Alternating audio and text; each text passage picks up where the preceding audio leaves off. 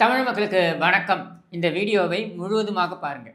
இதை நான் கட்டே பண்ணாமல் முழுவதுமாக போடுறேன். அதில் ஒரே ஒரு இடத்துல மட்டும் பீப் போடுறேன் அப்படின்னு வச்சுப்போம். சரியா? போடக்கூடாதுன்னு தான் நினச்சேன், இருந்தாலும் போடுறேன். கொண்டு வரேன் அதை கொண்டு வரேன் மூட்டையா கணக்கு காட்டுறிய. இந்தியால கோடி கணக்குல கடை வாங்கி வச்சுக்கிறிய.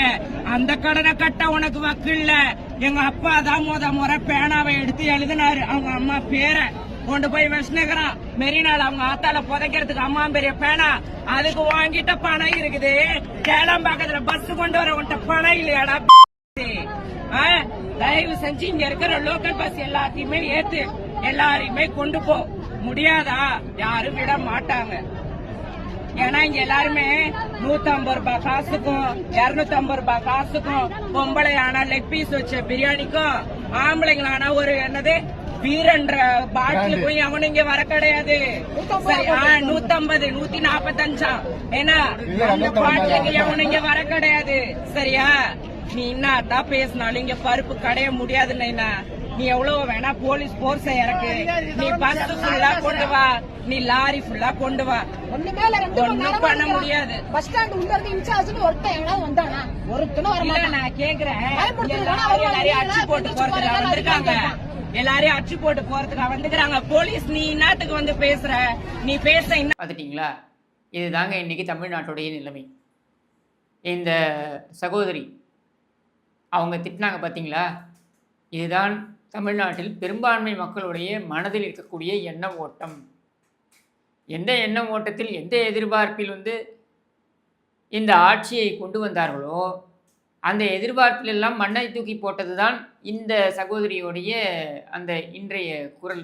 அதோடைய வெளிப்பாடு இருக்கு இல்லையா, அவங்க அவுட்பர்ஸ்ன்னு சொல்லுவோம் இல்லையா, இதுதான்.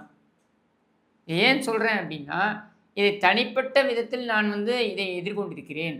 நான் 2 முறை சிறைக்கு போனவங்க எல்லாருக்குமே தெரியும். அதில் முதல் முறை சென்ற பொழுது என்னை வசைபாடினார்கள் அங்கே இருக்கக்கூடியவர்கள், சிறையில் இருக்கக்கூடிய காவலர்கள். முதலமைச்சரை பார்த்து நீங்கள் எப்படி பேசலாம்? அவர் முதலமைச்சர். இப்படின்லாம் பேசியவங்க. ஏன்னா அப்போ தான் உங்களுக்கு தெரியும், மே 7ஆம் தேதி இந்த 7.5 பதவிக்கு வராரு. இவர் பதவிக்கு வந்த உடனே அந்த அம்மா அப்படியே அழறாங்க, ஆனந்த கண்ணீர் வடிக்கிறாங்க. தமிழகமே ஆனந்த கண்ணீர் வடித்தது. அவர் அமரவே முடியாது என்று சொன்னார்கள், ஜாதகத்திலேயே இல்லை என்று சொன்னார்கள். அதையெல்லாம் முறியடித்து அமர்ந்து விட்டார் அப்படின்னு சொல்லிட்டு அன்னியிலேருந்து இன்னி வரைக்கும் அந்த அம்மா ஜாதகம் பார்க்குறத நிறுத்தலை. அது வேற விஷயம். சரியா? அதையெல்லாம் முறியடித்து விட்டார் அப்படின்னு சொல்லிட்டு அவர் அதையெல்லாம் முறியடித்து விட்டார். சரி, அவர் தனியாக முறியடித்தார். தமிழக மக்கள் எதிர்பார்ப்பு என்பதனை அவர் மீது வைத்தார்கள்.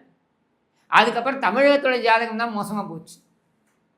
இன்றைக்கி பாருங்கள், ஒரே ஒரு பஸ் ஸ்டாண்டில், அதாவது இந்த கிளாம்பாக்கம் பேருந்து நிலையம் அப்படின்றது நீங்கள் பார்த்தீங்கன்னா எனக்கு தெரிந்து 2023-24 இந்த ஆண்டில், முக்கியமாக ஜனவரி அந்த பொங்கல் சமயத்தில் இதை பொங்கலுக்கு முன்னால் இவங்க திறந்து வைக்கிறாங்க. மிகப்பெரிய கலைபுரம். ஏன்னா கோயம்பேடுலேருந்து கிளாம்பாக்கம் அப்படின்னு மாற்றம் வந்த உடனேயே அதற்கான ஏற்பாடுகள், முன்னேற்பாடுகள் எதுவுமே கிடையாது. லட்சக்கணக்கான மக்கள் பாதிப்படைந்தார்கள். அப்போது அப்போவே நான் கேட்டேன், ஏங்க ஒரு பொங்கல் விடுமுறை வரப்போகுது, ஒரு 5 நாள் 6 நாள் அப்படின்னு விடுமுறை தொடர்ந்து வரப்போகுது அப்படின்னும் பொழுது மக்கள் எல்லாம் ஊருக்கு போகணும் அப்படின்னு இருப்பாங்க. சென்னையிலேருந்து வெளியூருக்கு போகக்கூடியவர்கள் முக்கியமாக பார்த்தீங்கன்னாக்கா சென்னையே விரிச்சோடி இருக்கும். அந்த மாதிரியான அந்த தீபாவளி, பொங்கல் இது போன்ற நாட்கள் வந்ததுனாக்க சென்னை டிராஃபிக்கே இருக்காது, ஒன்றுமே இருக்காது. அது முடிந்து அதுக்கப்புறம் வரக்கூடிய நாள் பார்த்தீங்கன்னாக்கா பயங்கர டிராஃபிக் ஜாம் இருக்கும். அப்போ அத்தனை பேர் வெளியில் போயிடுவாங்க. நீங்கள் 1 கோடி பேர் சென்னையில் இருக்காங்க அப்படின்னா, 80 லட்சத்துலேருந்து 1 கோடி பேர் இருக்கும் சென்னையில் இருக்காங்க அப்படின்னா, இந்த விடுமுறை நாட்கள் அப்படின்னு வரும்பொழுது அது 30-40 லட்சம் பேர் தான் இருப்பாங்க. இங்கே மித்தவங்கெல்லாம் வெளியூருக்கு போயிடுவாங்க. இப்படி போகக்கூடியவர்கள் அவங்களுக்கான மிகப்பெரிய ஒரு போக்குவரத்து வழி என்ன அப்படின்னா இந்த பேருந்துகள் தான். ட்ரெயினில் போகிறவங்க ஆயிரக்கணக்கில் இருப்பாங்க. ஆனால் லட்சக்கணக்கான பேர் யூஸ் பண்ணணும் அப்படின்னு நினைக்கக்கூடியது இந்த பேருந்துகள். ஆனால் இந்த பேருந்துகள் எல்லாத்தையும் நீங்கள் பார்த்தீங்கன்னா இன்றைக்கி எந்த அளவுக்கு ஸ்தம்பித்திருக்கிறது என்றால், முதல்ல இவங்கள்ட்ட பேருந்து வாங்குறதுக்கு பணம் கிடையாது.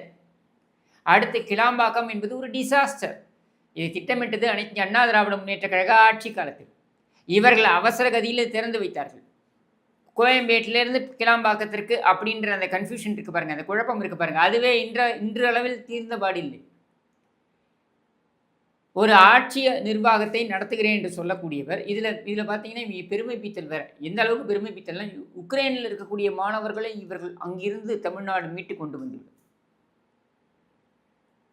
இங்கே இருக்கிற கிளாம்பாக்கத்துலேருந்து பஸ்ஸில் கூட்டு போகிறதுக்கு அதில் அவங்க காசு கொடுத்து வாங்குறாங்க. உங்கள் அப்பனை மாதிரி டிக்கெட் இல்லாமல் அங்கேருந்து வரல. டிக்கெட்டுக்கு காசு கொடுத்து 150 ரூபா 200 ரூபா, அதுவும் பார்த்தீங்கன்னா இந்த மாதிரி பண்டிகை காலங்கள் அப்படின்னு வந்துருச்சுன்னு வைங்க, டிக்கெட்டு விலை எடுத்திங்கனாக்கா அது போகும் 2000 3000 பிளாக்ல இல்லை, அவன் அஃபிஷியலாகவே அதான் விலைன்னு விற்கிறான்.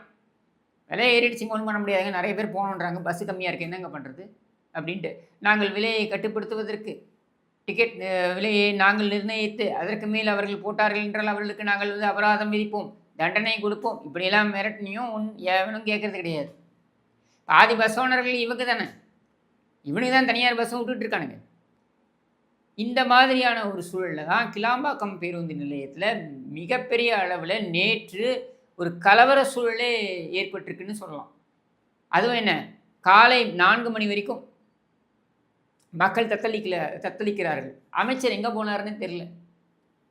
உங்களுக்கு நினைவிருக்கான்னு தெரியல. நான் அந்த வீடியோக்கள்லாம் முடிஞ்சால் நான் அந்த வீடியோக்களை பகிர்றேன். அதில் பார்த்தீங்கன்னா கடந்த ஆட்சியில் அதிமுக ஆட்சியில்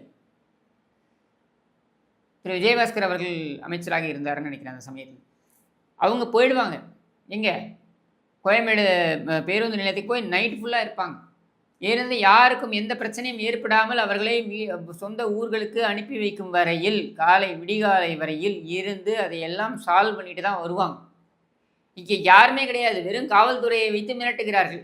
அதைத்தான் அந்த சகோதரி அங்கே வெளிப்படுத்துகிறார். அந்த திருநங்கை சகோதரி அவங்களுடைய அந்த கோபத்தின் வெளிப்பாடு இருக்கு பாருங்க. இது முதலமைச்சருடைய பார்வைக்கு போகுமா என்றால் சத்தியமாக போகாது. எல்லாம் நன்றாக நடந்து கொண்டிருக்கிறது மன்னா அப்படின்னு சொல்வதற்காகவே 5 ஏஜென்சிகளை இவர்கள் அமர்த்தி இருக்கிறார்கள். 5 ஏஜென்சிகளை இவர்கள் அமர்த்தி இருப்பது எதற்காக என்றால், மக்களை திசை திருப்பலாம் அப்படின்ற ஒரு எதிர்பார்ப்பிலும், அது எதிர்பார்ப்பு நடக்கும் நடக்காமலையும் போகலாம், ஆனால் முதலமைச்சரை ஏமாற்றலாம் என்கிற நம்பிக்கை. இது எதிர்பார்ப்பு, அது நம்பிக்கை. இந்த நம்பிக்கையில் தான் அவர்கள் அதை செய்கிறார்கள். நாளைக்கு திசை திருப்பறதுக்கு வேற ஒன்று கொண்டு வந்துடுறோம். என்ன, முதலமைச்சர் பேசுவார், தொகுதி சீரமைப்பு மறுசீரமைப்பு நடக்கப் போகிறது, தமிழ்நாட்டிற்கு ஆபத்து வரப்போகிறது, டெல்லி உன்னை நான் விடமாட்டேன் அப்படின்ட்டுலாம். இதில் பெருமை பீத்தல் வேற. டெல்லி இந்த இப்போ மதுரைக்கு போனார் இல்லையா, அந்த பொதுக்குழு கூட்டத்தில், அங்கே கொக்கரிப்பு என்னது, டெல்லியிலிருந்து படையெடுப்பை நான் இருக்கும் வரையில் யாரும் எதுவும் செய்ய முடியாது அப்படின்னு சொல்லிட்டு, உன்னால் இந்த கிளாம்பாக்கத்துலேருந்து பஸ் விடுறதுக்கு துப்பு இல்லை, வக்கில்லை, நீ டெல்லி படையெடுப்பு வரைக்கும் போயிட்டியா நீ?